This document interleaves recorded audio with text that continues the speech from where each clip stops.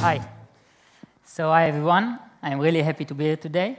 And my name is Daniel, and today I'm going to talk with you about my approach to software engineering and how exactly I see software engineers in particular and the culture around them, and how I think it should be done today in our modern days. So you all know our main part of the day-to-day, or our core role, is actually to code. Okay, this is what we do. We love to do it. I think that there are even cases where people have stigmas about developers that this is the only thing that developers can do. And today I'm going to suggest a new approach that I really believe in, where software engineers are not only coders, but a lot more. Okay? And I believe that software engineers in today's organization should have lots more skills. For instance, they should have an eye for the product and understand the product.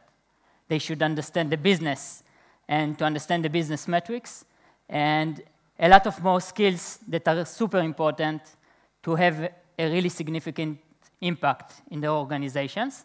And I think that once you as a developer have these skills, you suddenly see that your environment changes. Even if it's just you that are changing, this fuels up a change in your environment and in the team's culture and in the company's culture. And suddenly you see that things are more free because people trust you. They know you have the eye for the product and that you'll make good decisions.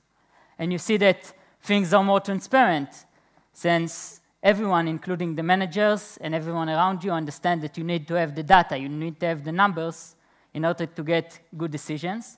And overall, I think that the most important part is that once things are like that, it's a circle that fuses itself, and suddenly the culture makes every other engineers in the team be like that as well. And I think this is good because once the environment is like this, and once each of us as developers have these skills, you suddenly feel that you have more ability to make more impact. And for me, this is my motivation. I want to make the most significant impact I can make. So before starting, a few words about myself. So as I said, my name is Daniel. In the last year, I've been leading the development at the Pulse.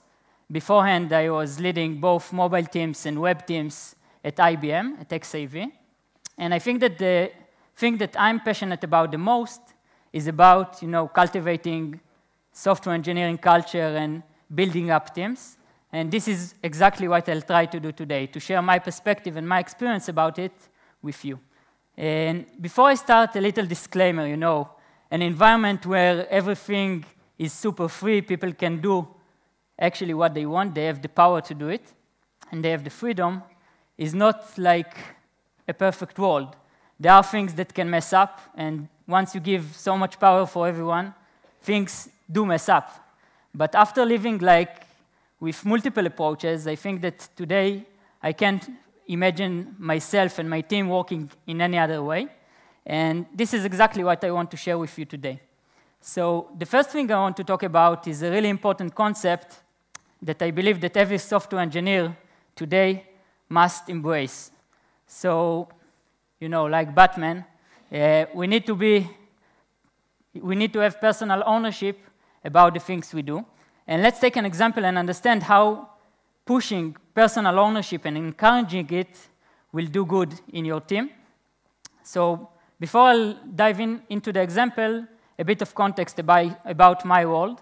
So the Pulse is actually a project management tool that helps teams to work together to get their tasks done. And we are a SaaS product. It means that we need to be available up and running 24/7.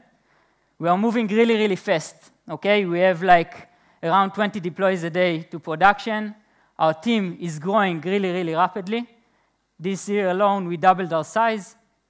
And for this example, we treat quality, the quality of code and the quality of product, as something that is not like we don't have QA, we don't have one specific person that is responsible for the quality. Rather, we see it as a team effort, as a shared responsibility. And when you run fast, at least we suffered a lot from quality issues.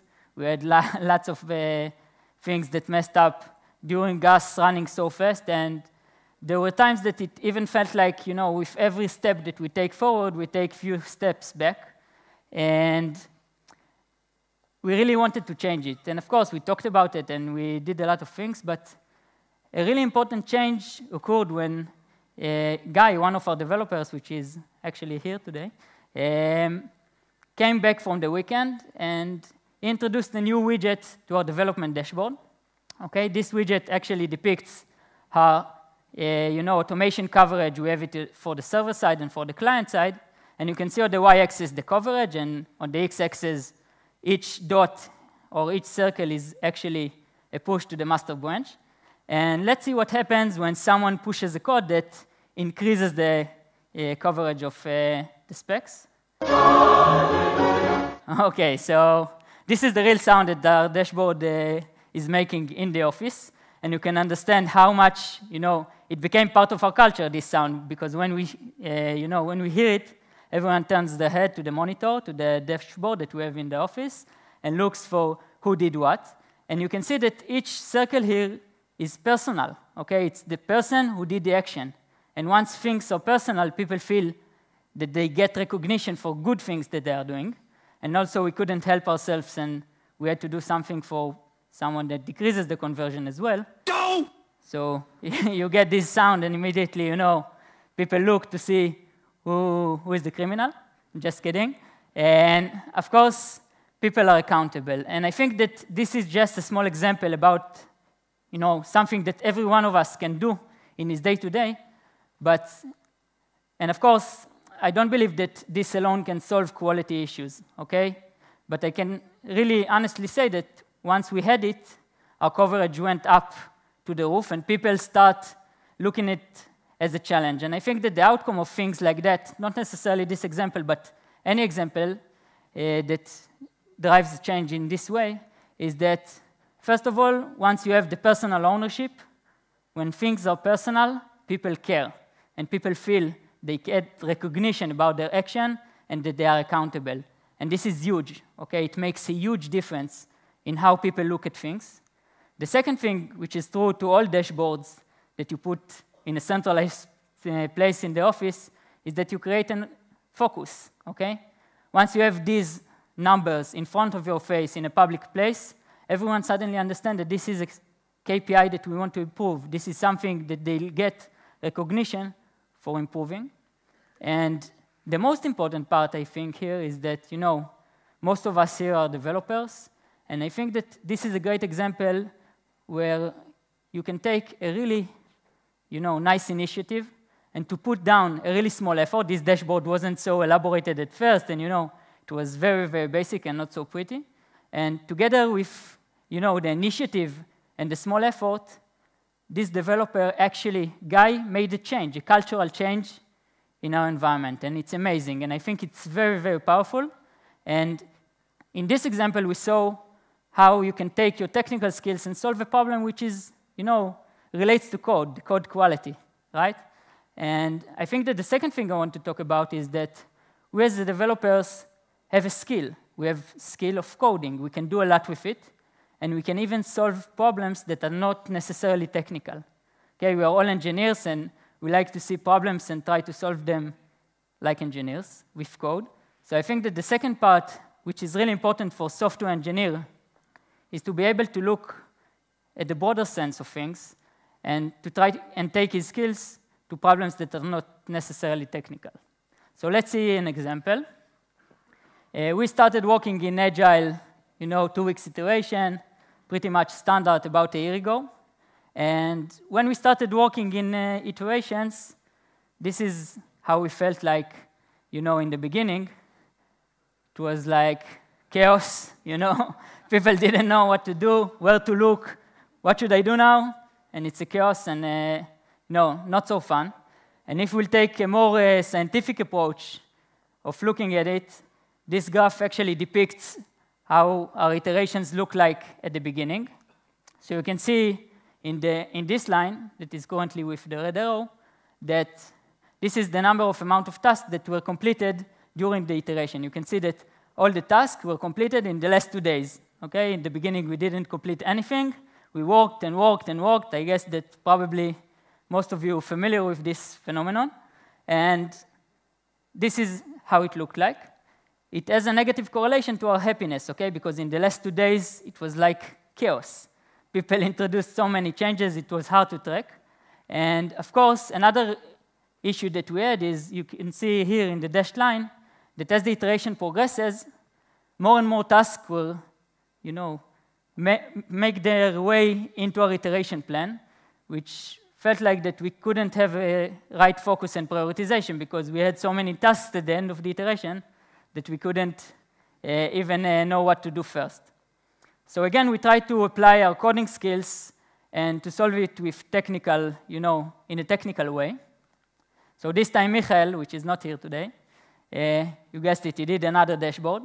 And again, it was something that he did like on 2 weekends. And on the left side, you can see a snapshot of our iteration. You can see exactly how much tasks are done in progress. You can see a red dashed line in the battery that says where should we be according to the iteration phase. And on the right side, you can see a graph that depicts for each day how many tasks have been started, completed, and on the blue line above, the iteration scope. And I think like the previous dashboard, it was amazing, okay? It suddenly created an effect that I like to call dashboard talks. I don't know how much of you have dashboards in your office, but when you have such a thing, suddenly you see people that are arriving in the morning to the office, drink their coffee, stop by the TV, and start discussing about it. And it's amazing. And it raises the awareness in a way that I couldn't think of another way that would do the same impact. Of course, it didn't solve all the problems, but it did become part of our DNA. And we use this dashboard in our daily, we use this dashboard in our retrospectives, and more importantly, it suddenly became a conversation.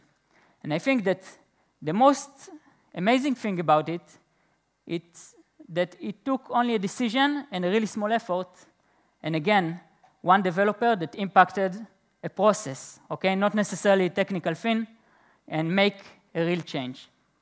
So I think these are all very important and true. You need to have personal ownership about the things you do. You need to think how can you apply your technical skills to solve problems that are not necessarily technical. And the most important thing about us as software developers is that we should treat ourselves not just as coders, okay? And I believe that in today's organizations, of course, it changes from product to product, but from my point of view, I think that today a developer must have an understanding in the business and understanding of the product. So probably there are a lot of people here that heard sentences like, you're just a developer. You don't need to understand. This is the spec. Just implement it, like code monkeys and things like that. And many people in the organizations, in different organizations, look at developer this way. But I really believe that after working both in corporate and in startup, I really believe that every environment will appreciate you more as a developer once you'll have a more wide-range view of what's happening and a bigger understanding about things other than code. And as a matter of fact, I think that it's already a must in many of the companies that are leading today the market. So why is it important? Why is it important for me as a software engineer to understand things that are not technical? Okay, so I think that once you have an understanding of the business and you have an understanding of the product and other things that are not necessarily code, you suddenly have the right context. You understand what your actions, the context of your actions and your tasks. Another important thing is that when you have this right context, you get to better decisions. And these decisions shouldn't be only the, high-level decisions of the managers and things like that.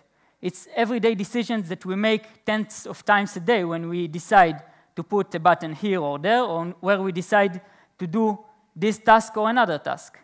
And eventually, when you have better decisions, you make more impact, and the same amount of work and the same amount of effort suddenly creates a bigger impact.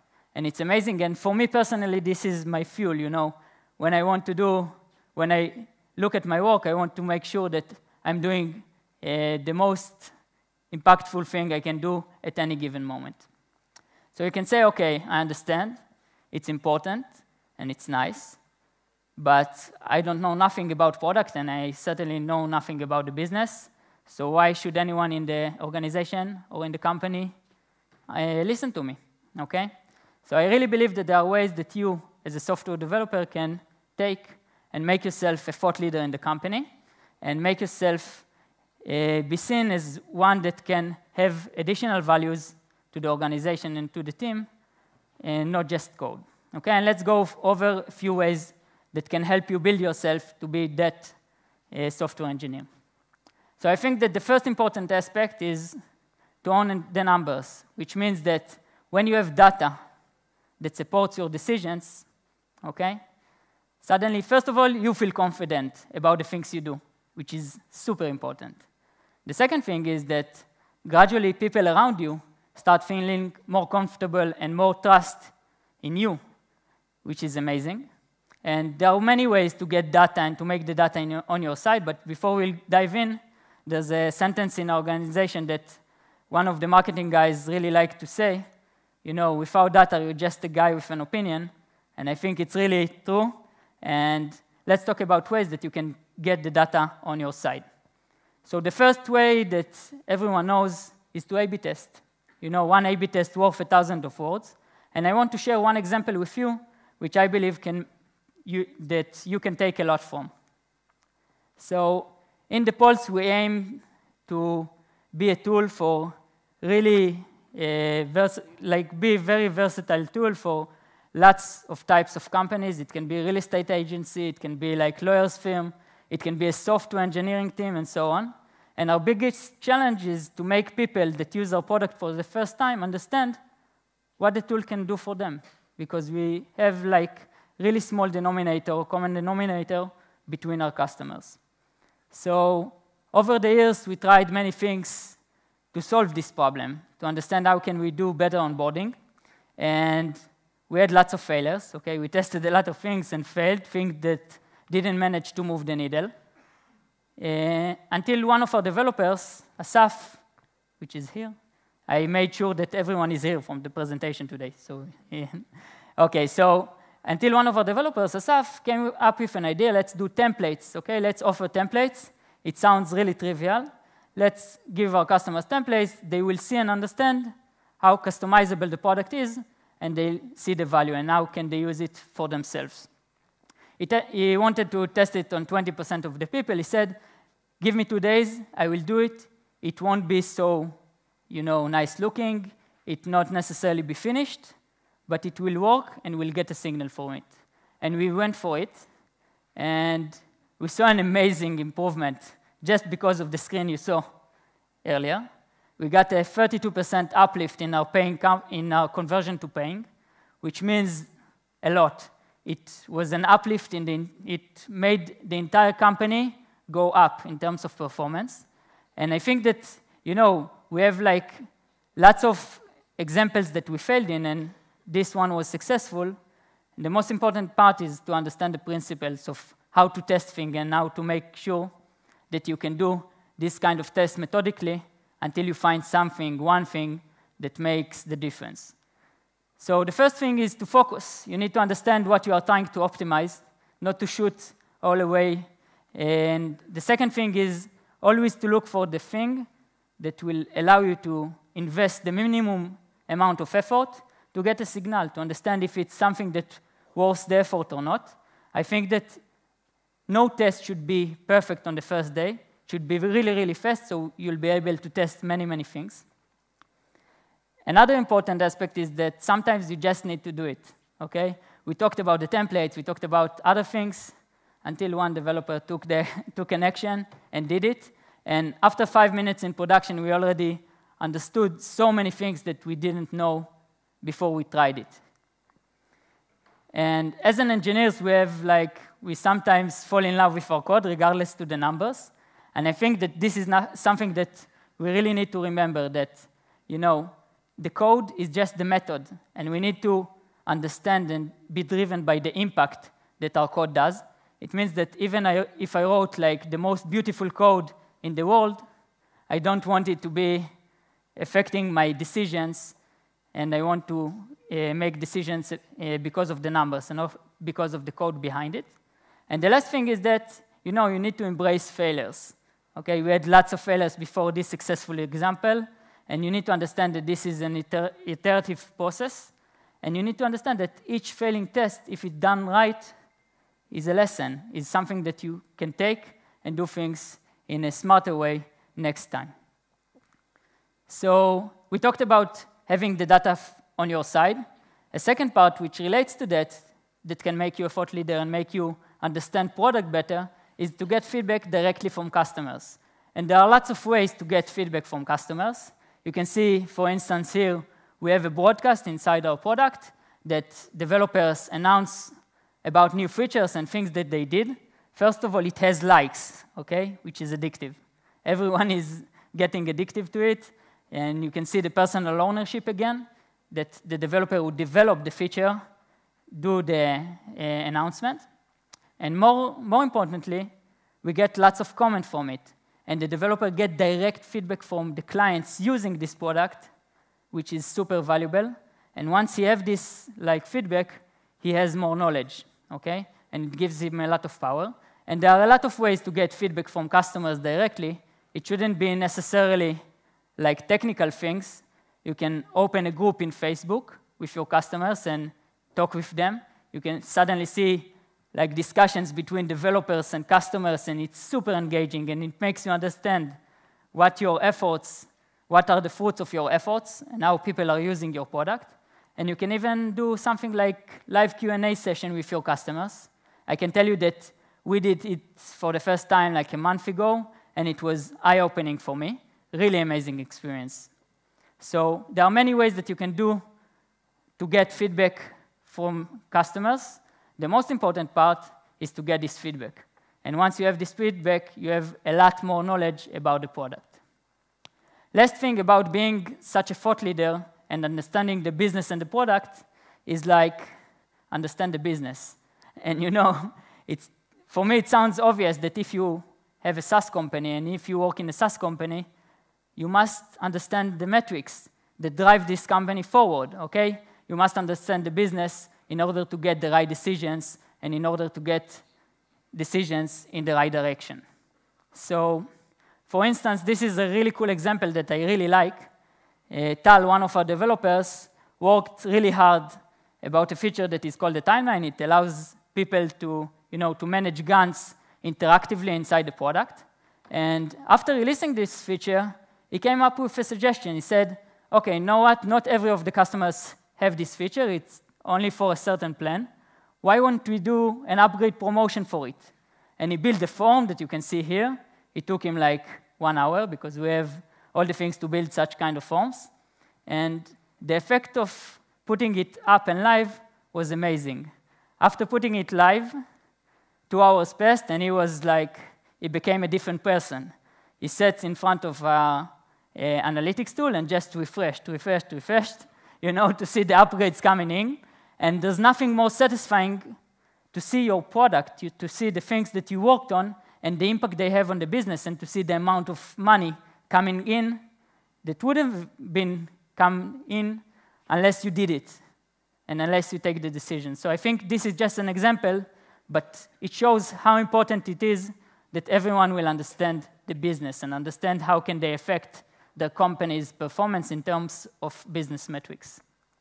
And I think that in many companies, this info is there.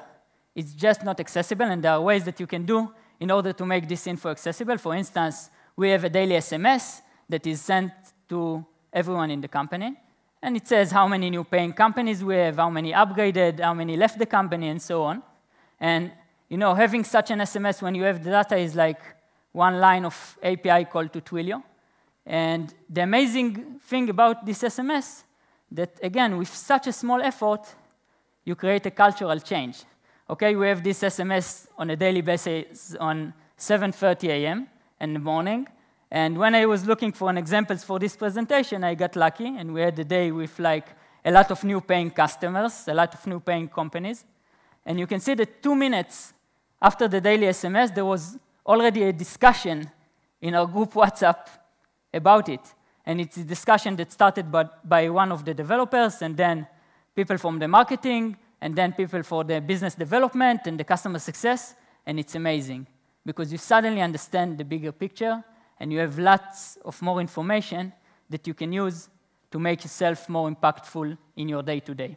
And I think that even if your company doesn't allow you to look at these numbers, maybe you need to convince them and talk with them and to make them understand that with this kind of information, your work will be a lot better, and eventually the company will do much better work as a whole.